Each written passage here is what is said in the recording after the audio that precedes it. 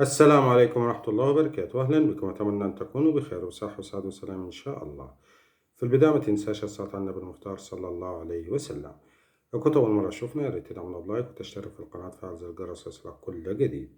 نتعرف على موضوع توقيت مباراة نادي الزوراء ونادي الحدود القادمة في الجولة الرابعة من ضمن منافسات الدوري العراقي المحترفين لموسم 2023-2024 والقنوات الناقلة والترتيب. تقام المباراة يوم السبت الموافق 11 نوفمبر 11/11/2023، وتنقل المباراة على قناة العراقية الرياضية، وتقام على ملعب نادي بغداد العراقي. ويدخل نادي الزوراء المباراة احتل المركز ال13 في الترتيب برصيد 4 نقاط من 3 مباريات، بينما يأتي الحدود في المركز الثاني في الترتيب برصيد 7 نقاط من 3 مباريات.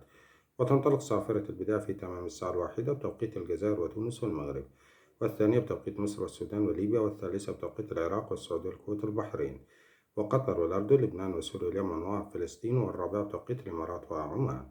ما تنسى تشارك برأيك في التعليقات عن توقعاتك لنتيجة المباراة.